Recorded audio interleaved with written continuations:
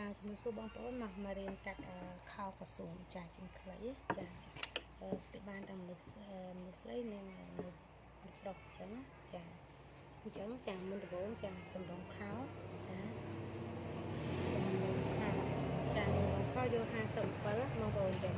អញ្ចឹងយើងគូសទុកខាងលើ4លេខសម្រាប់ដាក់កស៊ូចាយើងគូសចោលចឹងសិនមក4លេខហើយយើងគូសតាមរឹមនឹងទុកធ្នេតាមលេខបានហើយរឹមណាចារឹមនឹងទុកធ្នេយើងគូសចេះមកកាត់រឹមនេះចោលយើងគូសមកទុកមួយលេខធ្នេខាងទុកមួយលេខមកនេះទុកមួយលេខទាំងមកហើយសម្រងខោមិនខ្ញុំប្រាប់បងប្អូនថាប៉ុន្មាន57យើងវាស់ពីចុះពីចកេះមក4លេខហ្នឹងមកព្រោះអីអា4លេខខ្ញុំបត់ទៅវាស្មើតែ4លេខខ្ញុំបត់ចេះទៅវាស្មើសម្រងខោតំណអញ្ចឹងយើងគូសខាងនោះខាងក្រោម57ចានេះស្មើกับ57ចា57យើងគូសថែមណា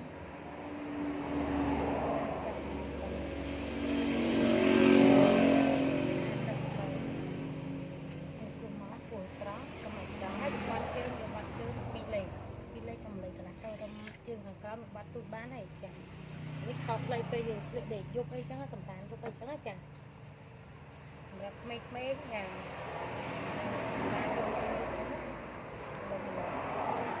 ហើយយើងចង់ដាក់កប៉ាល់ចាយើងចុះពី4លេខមកចកេះមកយើងចុះមក5លេខយើងគូសមាត់កប៉ាល់យើងយក15លេខចាអាហ្នឹងមាត់កប៉ាល់ខាងដាក់សងខាងក៏បានចង់ដាក់មកចំហៀងក៏បានអញ្ចឹងអានេះយើងសម្រាប់ហើយแล้วยังมาปลูกจ้า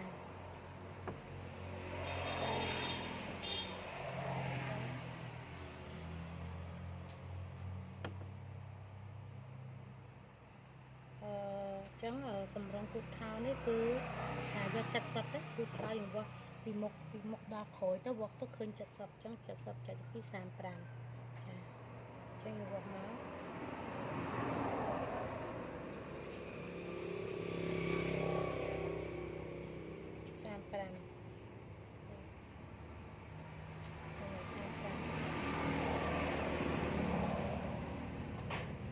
35ហើយយើងដកចាដក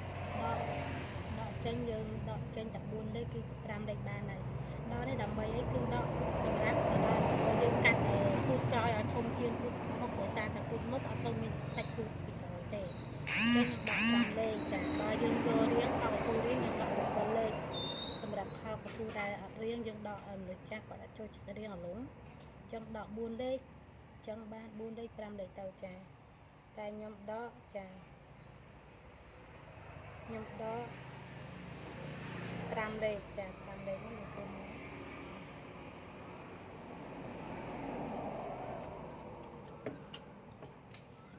គូសឲ្យយើងដក5លេខបងប្អូនយើងវាស់សម្រងទំហំគូតជាមួយគូតពីមុខដល់ក្រោយនេះហើយយើងចែកជា2ហើយយើងដក5លេខ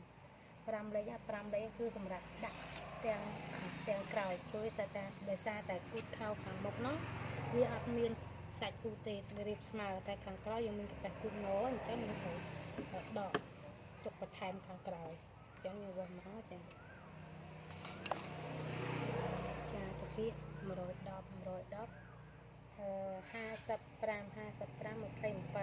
ចាយើងវាស់មក55 27កន្លះចាអញ្ចឹងមួយចំណុចកន្លែងយើងចុះគូតនោះហើយយើងបូក5លេខ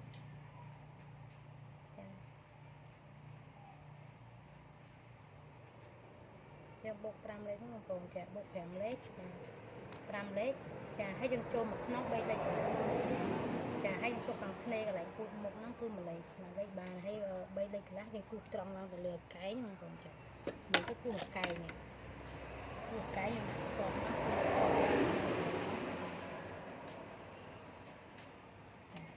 ហើយត្រង់ចេះមកដោយសារខោកស៊ូអត់មានចូលក្នុងទេគឺយើងគូសត្រង់មកចាហើយយើងចែកកន្លែងគូតនេះចាប់ពី3លេខកន្លះយើងបូក5លេខមិញ5លេខហ្នឹងមកយើងវាស់ចេះមក5លេខយើងចែកជា2ដល់កន្លែងចំណុចដែលយើងវាស់ពីទំហំតាគៀកមិញកន្លែងហ្នឹងចាអញ្ចឹងយើងបាន32កន្លះអញ្ចឹង16 2ចុចយើងគូសមករកចំណុចកណ្ដាល16 2ចុចយើងទុករកមក16វាដល់កន្លះទេអញ្ចឹង16.2 16.2 ទីហ្នឹងរកចំណុចកណ្ដាល ចំណុចនេះបើយើងកាត់ខោវិញគឺចំណុចដែលយើងត្រូវអត់យកភ្លីឲ្យចំកណ្ដាលចា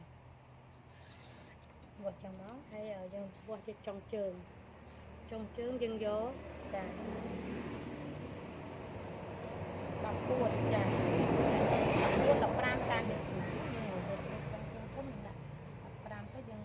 30អញ្ចឹងចាយើងយក15 30 15 30នេះណាចាហើយខោខ្លីយើងយកជើងអត់ទូចទៅពេកតែយើងយកមកមុំមកចាយើងគូសរកចំណុចដែលយើងទុកគ្នាម្លេះណា35ចឹង30នេះមានតែចុងជើងណា28យើងដូចគ្នាយើងទុកគ្នាក្នុងនោះហើយមកលេខចាចំណុចយើងរកយើងភ្ជាប់ឡើងទៅជើងនេះហើយចាយើងជាគូចានេះមកជានេះជាគូមកយើងឡើងមក5លេខចាចំណុច5លេខមកលើគូខាងលើនេះមកហើយយើងវាគូមករកចំណុចពីយើងទុកគ្នាមួយលេខហ្នឹងមកហើយរកវាចំដាក់5លេខខាងលើមកចាព្រោះបើយើងអត់ឡើង5លេខយើងធ្វើទូពេកវាទៅជាកប់ចូលកន្លែងគូពីមុខជើងអត់ស្អាតទេអញ្ចឹងយើងធ្វើដាក់ហ្នឹងមកចាយើងវាស់ពីកែងនិងប្រឆិតមករកឲ្យគ្វាគូ2លេខកន្លះ2លេខកន្លះគឺជារូបមន្តបងប្អូនបើខាងក្រៅយើងយកចំណុចកែងហ្នឹងមក3លេខកន្លះគឺយើងយកតិចចំណងវាគឺគូតខោយើងចូលខាងក្នុងសាច់យើងអត់ស្អាតទេហើយខាងមុខយើងយក2លេខកន្លះដោយសារតែពីមុខយកផ្លេជាងវាអត់មានសាច់ទូតអញ្ចឹងយើងយក2លេខកន្លះហើយទាំងក្រោយយើងយក3លេខកន្លះទាំងកុំឲ្យ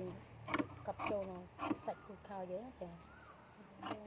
កាត់តាមទំហំខោយើងមកខោខ្លីបងប្អូនខោខ្លីចា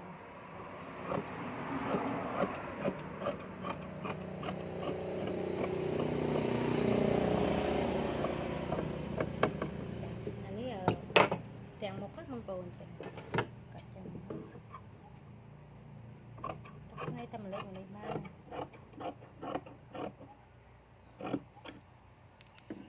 សម្រងខោណាកៅនេះណាខោនេះខោខ្លីខោចាស់ពីច្រើនគាត់ចូលចិត្តស្លៀកខោខ្លីពេលយកឡើងគាត់អត់ចូលចិត្តស្លៀកខោយ៉ាងវិញទេគាត់ស្លៀកខោខ្លីសម្រាប់អញ្ចឹងបងប្អូនអាចយកទៅកាត់បានចានេះចានេះគឺជាខោទាំងមកបាត់នេះចាយើងបត់4លេខខាងលើនេះមកចាឲ្យដាក់ខ្ពៅខាងក៏បានឬក៏អត់ដាក់បានសំខាន់ទៅបងប្អូនចាហើយចុងជើងនេះផងមកហើយយើងមកកាត់ទាំងក្រោមផងចាពេលថាឲ្យយើងលា